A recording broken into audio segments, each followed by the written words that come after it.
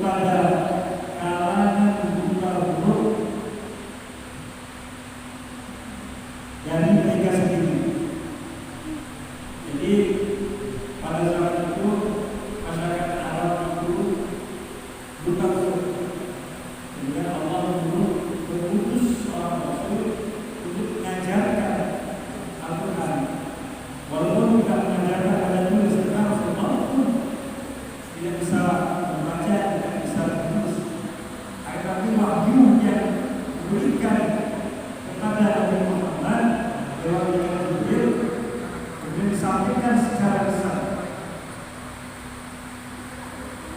Kemudian semua ayat ini dibacakan ayat-ayat itu ketika diturunkan dari surat Al-A'raf sampai surat Al-Imran dan surat Al-An'am di Assalamualaikum warahmatullahi wabarakatuh. Itu merupakan ayat terakhir dari Al-Quran yang diturunkan oleh Allah Subhanahu wa taala kepada Muhammad melalui Jibril. Itu semua dibacakan oleh Rasulullah SAW. Itu adalah metode pencerahan terhadap Al-Quran. Ada 3 cara dapat dibacakan. Kemudian yang kedua, wa yuzakkihi. Kemudian Al-Quran itu dengan metode pembersihan jiwa. Orang yang membaca Al-Quran itu kemudian diberikan oleh Allah bahwa ketika dia baca awal, dia belum tahu maknanya, dia belum tahu maksudnya.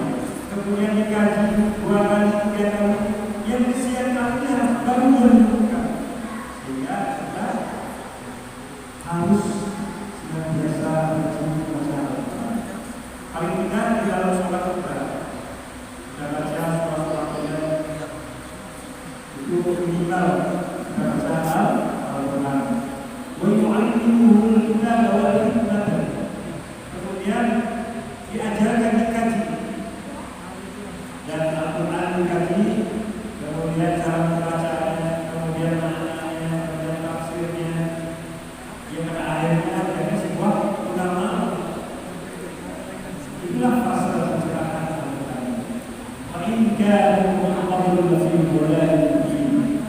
Ya, walaupun meskipun sebelumnya mereka orang-orang yang benar-benar dalam kesesatan yang nyata, kemudian Allah memberikan pencerahan bagi orang yang benar.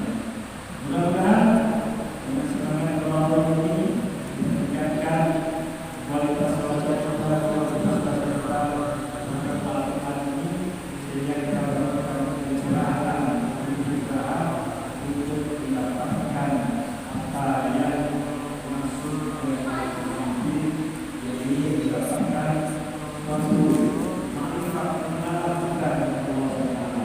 Sebab manusia yang dilahirkan di dunia ini adalah mendapatkan mengenal Allah. Dan Al-Quran kita bisa yang dulu dan tidaklah dulu ciptakan jin manusia kecuali kalau bisa nabi.